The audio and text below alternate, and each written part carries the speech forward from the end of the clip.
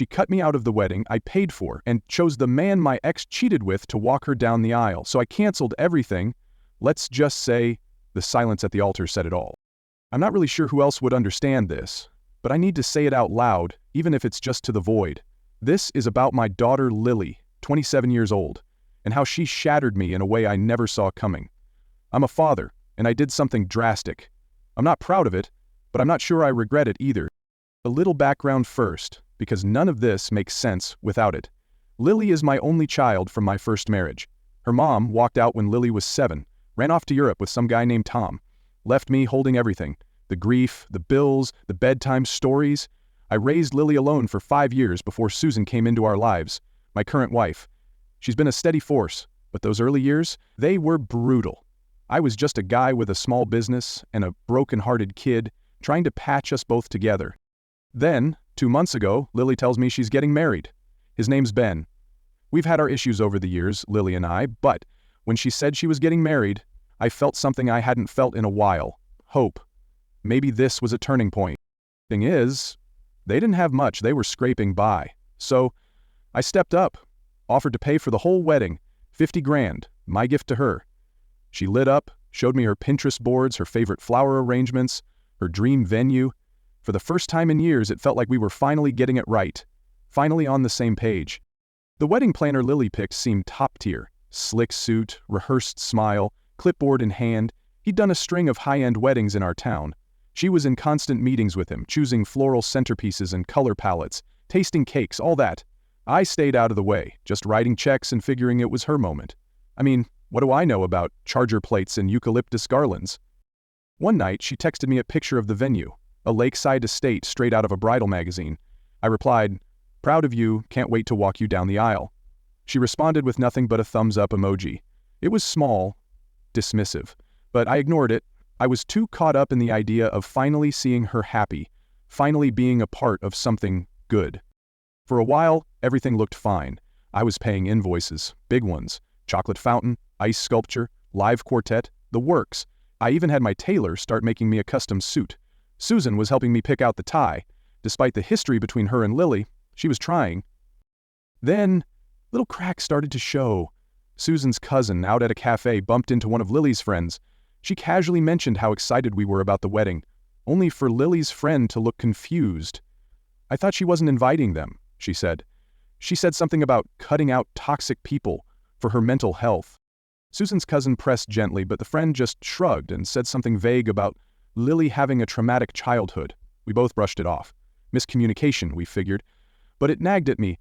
The dam broke when my brother Joe called, asking for the wedding date so he could book his flights. I told him I'd check with the planner, just a quick call to make sure his name was on the guest list.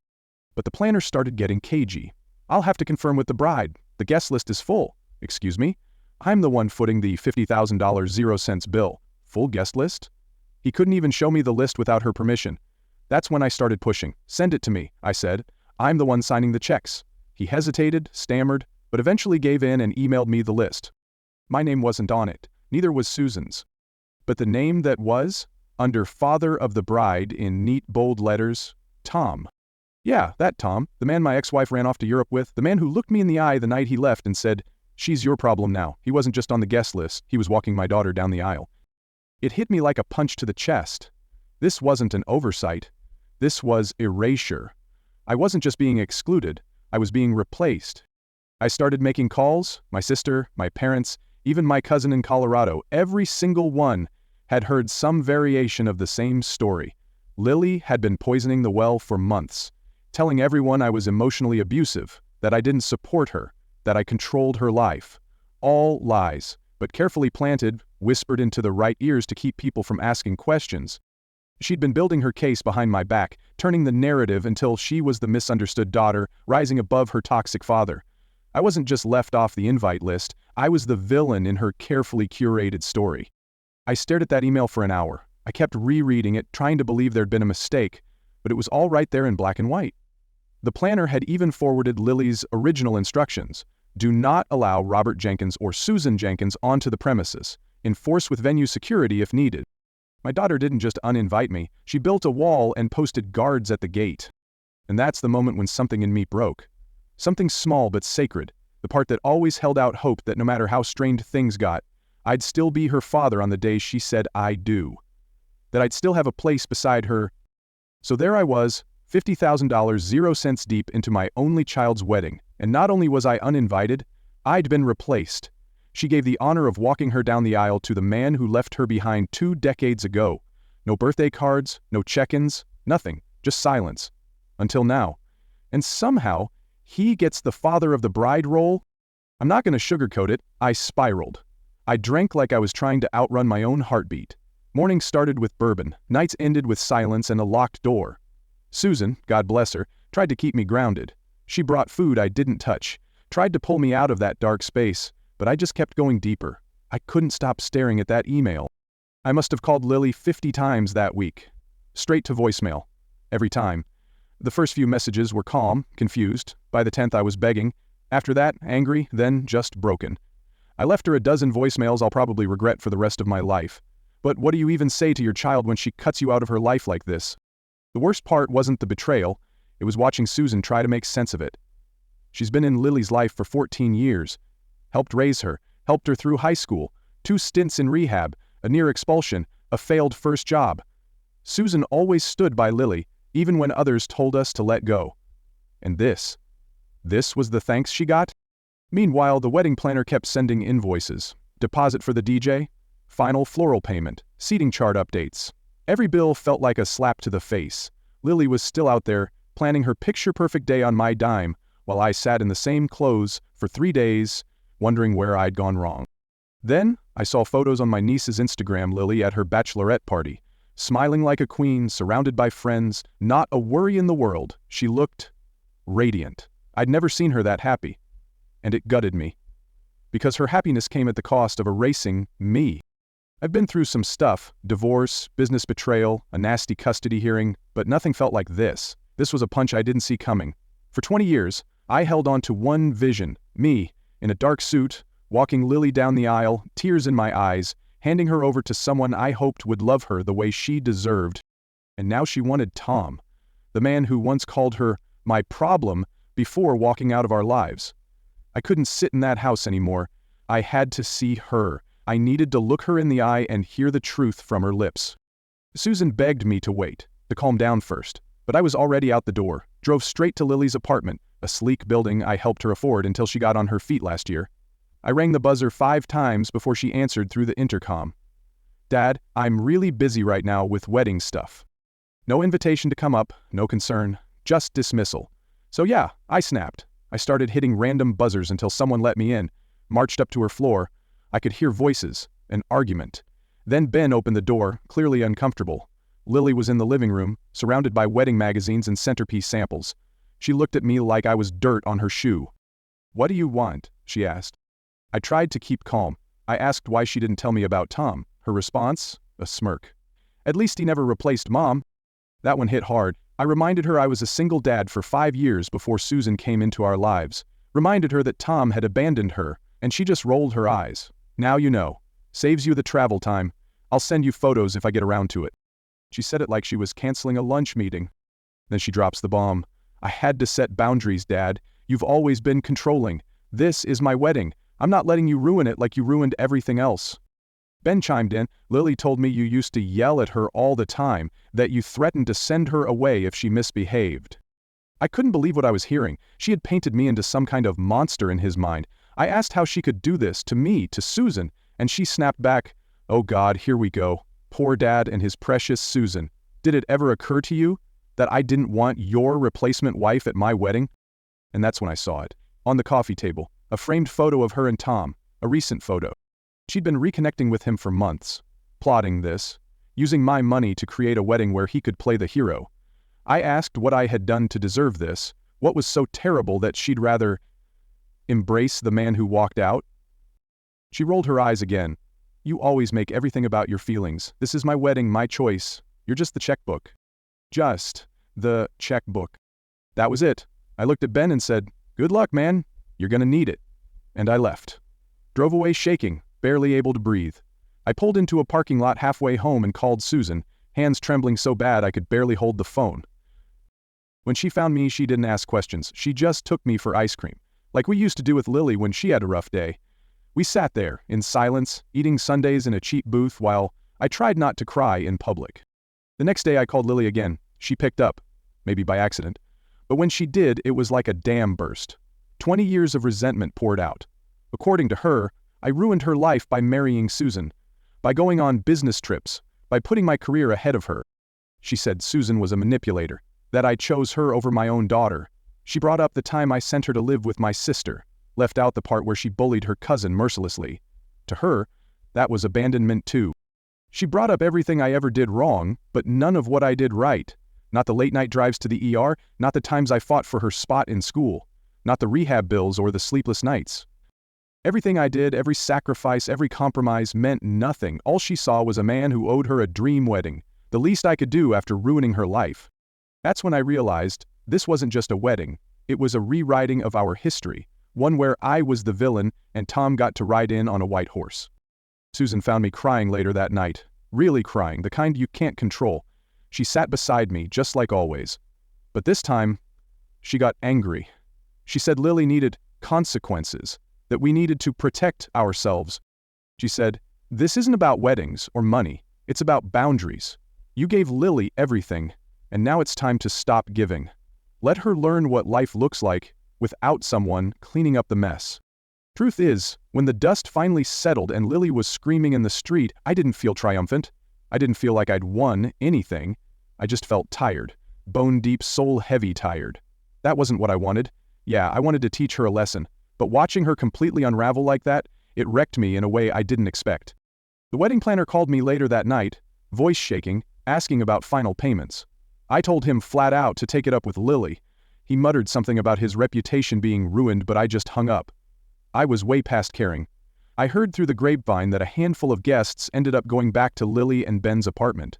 Someone brought a grocery store cake. They tried to salvage what was left. It was sad. Not tragic, just deeply sad.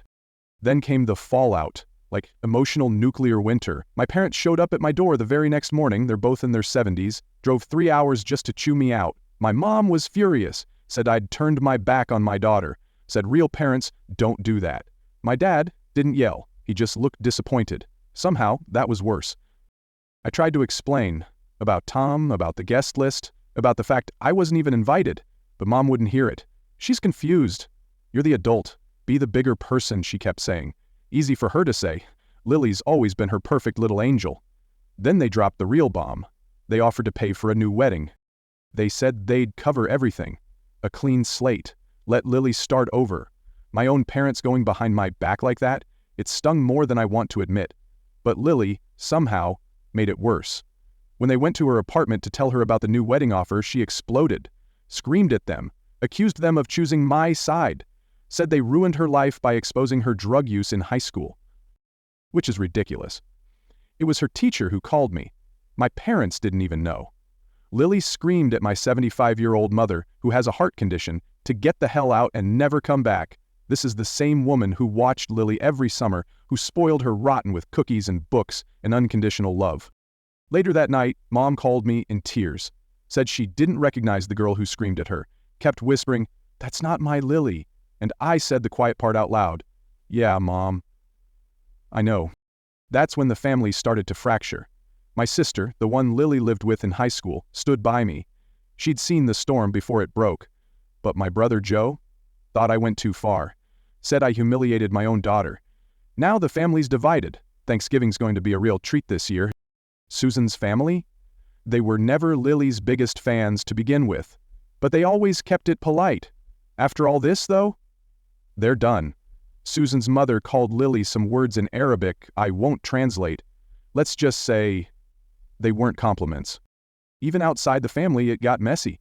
Some of my business partners started giving me strange looks. I got quietly dropped from the country club board. Guess being that guy who canceled his daughter's wedding isn't exactly good optics. Especially when Lily started spreading the story that I'd done it because I was racist against Ben's family. Which is absurd. Ben's from Ohio, and Susan, my wife of 14 years, is Middle Eastern. But lies have a way of moving faster than truth. I lost a couple of contracts. My assistant of 6 years quit. People I thought knew me started questioning who I really was. And still, through all the noise, all the fallout, there's this voice in the back of my head saying, You did this. You're the adult. You should have known better. Most nights, I can't sleep. I lie there wondering if I could have done one more thing, said one more kind word, swallowed one more insult, paid for one more party, just to keep the peace. But then I remember how Lily screamed at my mom, how she said she wanted Susan out of her life forever, and suddenly, that guilt starts to crack. Susan's been my anchor through all of this. She found me the other night looking through baby pictures of Lily. I wasn't crying, I'd already done enough of that. I was just staring, trying to remember who that little girl used to be. Susan didn't say anything, she just sat next to me. That was enough. Then, last week, I got a call from an unknown number. I almost didn't answer, but I did, and it was Ben. My stomach dropped. I thought something had happened to Lily, but no, it was more complicated than that. He asked to meet for dinner, wouldn't explain over the phone. Curiosity won. Susan wasn't thrilled, but she understood. We met at a quiet bar downtown. Ben looked rough, tired in that way that doesn't come from lack of sleep, it comes from carrying something heavy for too long.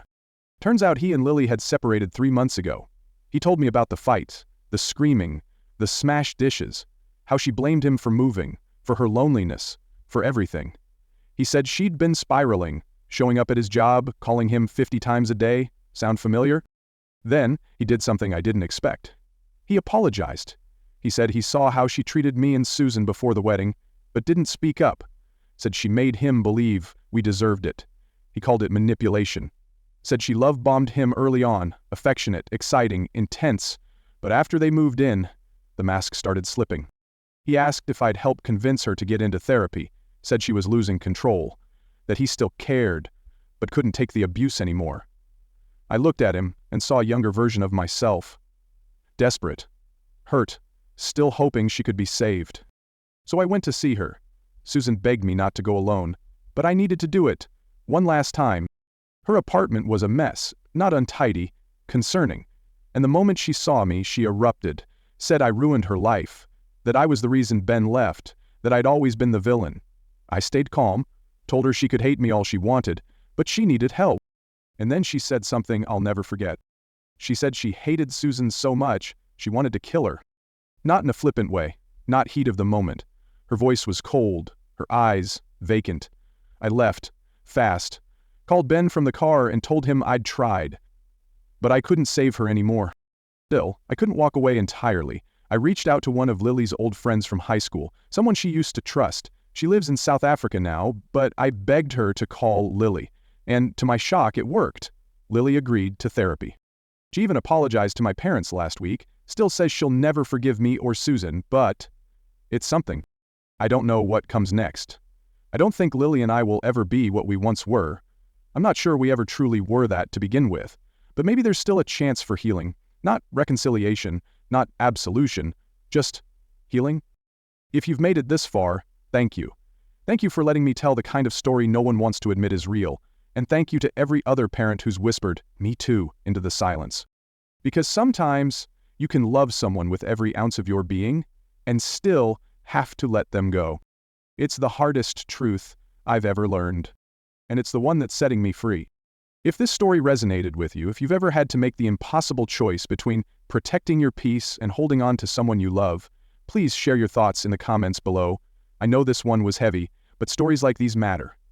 They remind us we're not alone in the hardest parts of life. Maybe you're a parent who had to let go. Maybe you're a child who's still trying to understand. Either way, your voice is welcome here. If you'd like to hear more real, raw stories about family, redemption, and the messy truth behind happily ever after, go ahead and subscribe to the channel. We're building a space for honest conversations, and I'd love for you to be part of it. Don't forget to like the video if it spoke to you and tap the bell icon so you don't miss the next story. There's always more beneath the surface, and together, we're going to keep digging. Thanks for watching, and remember, sometimes walking away isn't giving up, it's choosing to survive.